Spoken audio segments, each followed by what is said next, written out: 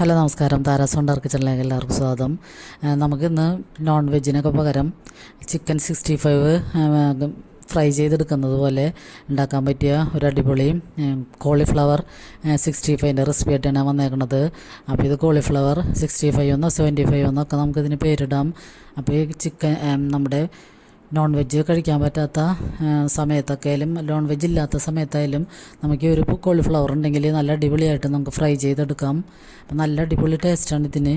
അപ്പോൾ അതിൻ്റെ കൂടെ നമുക്ക് ഒരു ടൊമാറ്റോ സോസും ഒരു സവാള മിക്സ് ചെയ്തൊരു ചട്നി കൂടി ഉണ്ടെങ്കിൽ നല്ല അടിപൊളിയായിട്ട് കഴിക്കാൻ പറ്റും. അപ്പോൾ നമുക്ക് നോൺ വെജൊക്കെ കഴിക്കാൻ പറ്റാത്ത ഈ കാലത്ത് നല്ലൊരു ഓപ്ഷനാണിത്. അപ്പോൾ നമുക്കതിൻ്റെ പ്രിപ്പറേഷൻ എങ്ങനെയാണെന്ന് നോക്കാം.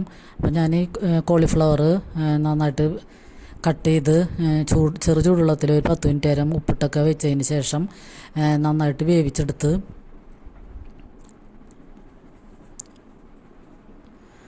അപ്പോൾ അതിൽ ചെറിയ പ്രാണികളൊക്കെ ഉണ്ടെങ്കിൽ പോകാൻ വേണ്ടി ഞാൻ 10 മിനിറ്റ് നേരം ചെറു ചൂടുവെള്ളത്തിൽ ഉപ്പൊക്കെ ഇട്ട് വെച്ചതിന് ശേഷം പിന്നെ നമുക്കിതൊന്ന് വേവിച്ചെടുക്കണം. ഒന്നില്ലെങ്കിൽ ആവി കയറ്റിയാൽ മതി. ആ ഇഡ്ഡലി പാത്രത്തിൽ വെച്ചിട്ട് ഞാനിപ്പോൾ അത് വെള്ളത്തിൽ ഇച്ചിരി ഉപ്പും മഞ്ഞൾപ്പൊടിയും കൂടി ഇട്ടിട്ട് ഒന്ന് വേവിച്ചെടുക്കുകയാണ് ചെയ്യണത്.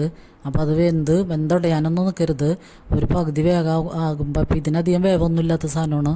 അപ്പോൾ പകുതി വേവാകുമ്പോൾ നമ്മളൊരു അരിപ്പ പാത്രത്തിൽ ഊറ്റി വയ്ക്കാം, വെള്ളമൊന്ന് വാലാൻ വേണ്ടി. അപ്പോൾ വെള്ളം നന്നായിട്ട് വാർന്നതിന് ശേഷം നമുക്കതിലേക്ക് കുറച്ച് പൊടികളൊക്കെ ചേർത്താൽ മതിയാകും. ഒരു 1/2 ടീസ്പൂൺ മഞ്ഞൾപ്പൊടിയും 1/2 ടീസ്പൂൺ മുളക് പൊടി, എരിവുള്ള മുളക് പൊടി തന്നെയാണ്. പിന്നെ ഒരു 1/2 ടീസ്പൂൺ ഗരം മസാലപ്പൊടി, പിന്നെ ഇഞ്ചി വെളുത്തുള്ളി പേസ്റ്റ് ഒരു സ്പൂണോ അല്ലെങ്കിൽ 1 സ്പൂണോ ചേർക്കാം. പിന്നെ കുരുമുളക് പൊടി വേണമെങ്കിൽ ചേർത്ത് കൊടുക്കാം. പിന്നെ പാകത്തിന് ഉപ്പും കൂടി ചേർത്തിട്ട് നമുക്ക് നന്നായിട്ട് മിക്സ് ചെയ്യാം ആദ്യം തന്നെ. പിന്നെ ഞാനിതിലൊക്കെ ഒരു മുട്ടയും കൂടിയും മുട്ട പൊട്ടിച്ചൊഴിക്കുന്നുണ്ട്. അപ്പോൾ ഇതിനൊരു നല്ല കോട്ടിങ്ങായിട്ട് കിട്ടും. ഈ പൊടികളൊന്നും നമ്മൾ ഫ്രൈ ചെയ്യുമ്പോൾ പുറത്തേക്ക് പോകാതെ ഒരു കോട്ടിങ്ങായിട്ട് കിട്ടും. അപ്പോൾ ആദ്യം തന്നെ നമുക്കിതൊക്കെ കൂടി ഒന്ന് മിക്സ് ചെയ്തതിന് ശേഷം മുട്ടയും കൂടി ഒഴിച്ചിട്ട്, മുട്ട ഒഴിക്കണ വീഡിയോ കിട്ടിയിട്ടില്ല, മുട്ട ഞാൻ ഒഴിക്കുന്നുണ്ട്. പിന്നെ ഒരു പകുതി ചെറുനാരങ്ങയുടെ നിരപ്പ്, ഇത് വലിയ ചെറുനാരങ്ങയായിരുന്നു, ഞാൻ 4-1 കട്ട് ചെയ്തെടുത്തതിന് ശേഷമാണ് പിഴിഞ്ഞു കൊടുക്കുന്നത്. അപ്പോൾ ചെറിയൊരു പുളി മതിയാകും ഇതിന്. അപ്പോൾ അതും കൂടി ചേർത്തിട്ട് നന്നായിട്ട് മിക്സ് ചെയ്തിട്ട് നമുക്കൊരു 10 മിനിറ്റ് നേരം ഇതൊന്ന് പൊടികളൊക്കെ ഒന്ന് പിടിക്കാൻ വേണ്ടി മാറ്റി വയ്ക്കാം. അപ്പോൾ അതിന് ശേഷമാണ് നമുക്ക് പിന്നെ കോൺഫ്ലവറാണ് ഞാൻ ഇതിലേക്ക് ചേർത്ത് കൊടുക്കുന്നത്. അപ്പോൾ നന്നായിട്ട് കോട്ടിങ്ങായിട്ട് കിട്ടും കോൺഫ്ലവറും. പിന്നെ ഒരു 1/4 കപ്പ് അരിപ്പൊടിയും കൂടിയും, 1/4 കപ്പ് അതിൽ താഴെയും അരിപ്പൊടിയും കൂടി ചേർത്ത് കൊടുക്കുന്നുണ്ട്. അപ്പോൾ അത് നമ്മൾ ഫ്രൈ ചെയ്യുമ്പോൾ നല്ല ക്രിസ്പിനെസ് കിട്ടാൻ വേണ്ടിയാണ് അരിപ്പൊടി ചേർത്ത് കൊടുക്കുന്നത്. അപ്പോൾ കോൺഫ്ലവർ ആകുമ്പോൾ ഇതിന് നന്നായിട്ട് കോട്ടിങ് കിട്ടുകയും ചെയ്യും, അരിപ്പൊടി നല്ല ക്രിസ്പി ആയിട്ട് ഇരിക്കുകയും ചെയ്യും. അപ്പോൾ ഇത് രണ്ടും കൂടിയും ഇട്ടതിന് ശേഷം നന്നായിട്ട് മിക്സ് ചെയ്യാം. പിന്നെ നമ്മൾ അധികം നേരം വെയിറ്റ് ചെയ്യാനൊന്നും വേണ്ട.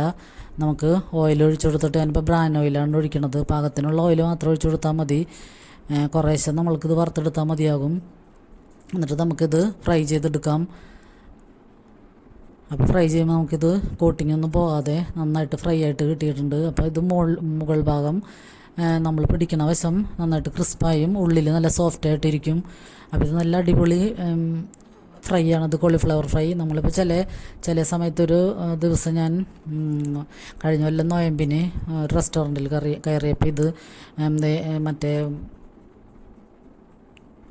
നെയ്ച്ചോറും ഇതുമാണ് കഴിച്ചത്. അപ്പോൾ ഇത് അധികം ടേസ്റ്റൊന്നും ഉണ്ടായില്ല. അവർ അധികം വേവിക്കാതെയൊക്കെ എടുത്തിട്ട് കുറച്ച് സവാളയും ഇതൊക്കെ വെറുതെ അരിഞ്ഞിട്ട് കുറേ സോസ് കൂടുതൽ ഒഴിച്ചിട്ട് കോൺഫ്ലവറും കുറച്ച് കലക്കി ഒഴിച്ച് അങ്ങനെ ഒരു മിക്സ് ചെയ്തിട്ടാണ്. അതപ്പോൾ വലിയ ടേസ്റ്റായിട്ട് എനിക്ക് തോന്നിയില്ലായിരുന്നു. പക്ഷെ നമ്മൾ വീട്ടിലുണ്ടാക്കുമ്പോൾ നല്ല അടിപൊളിയായിട്ട് ഇഷ്ടംപോലെ കഴിക്കാനും പറ്റും.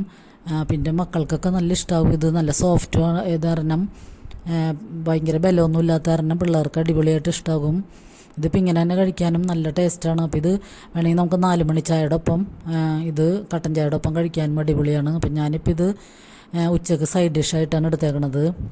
അപ്പോൾ ഫ്രൈ ചെയ്തതിന് ശേഷം നമുക്ക് ഇതിൽ കൂടി ടൊമാറ്റോ സോസ് കുറച്ച് നമ്മൾ സൈഡിൽ ഒഴിച്ചു കൊടുക്കാം. പിന്നെ ഞാൻ വേറൊരു സാലഡ് ഉണ്ടാക്കുന്ന സവാളയും പച്ചമുളകും അരിഞ്ഞിട്ട് അതിലേക്ക് ഒരു ടീസ്പൂൺ വിനാഗിരിയും ഒഴിച്ച് അതിലേക്ക് ഒരു ടീസ്പൂൺ നാരങ്ങച്ചാറ്, നമ്മൾ നാരങ്ങച്ചാറ് ഫ്രിഡ്ജിലൊക്കെ എടുത്ത് വെച്ചിട്ടുണ്ടാവുമല്ലോ, അപ്പോൾ അതിലേക്ക് ഒരു ടീസ്പൂൺ നാരങ്ങച്ചാറും കൂടി ചേർത്തിട്ട് ആ സവാളയിൽ നന്നായിട്ട് തിരുമ്മി യോജിപ്പിച്ച് കഴിഞ്ഞാൽ നല്ല അടിപൊളി സാലഡ് റെഡിയാവും. നല്ല ടേസ്റ്റാണ് അതിന്. അപ്പോൾ അങ്ങനെ ഉണ്ടാക്കാത്തവരൊന്നും ഉണ്ടാക്കി നോക്കുക.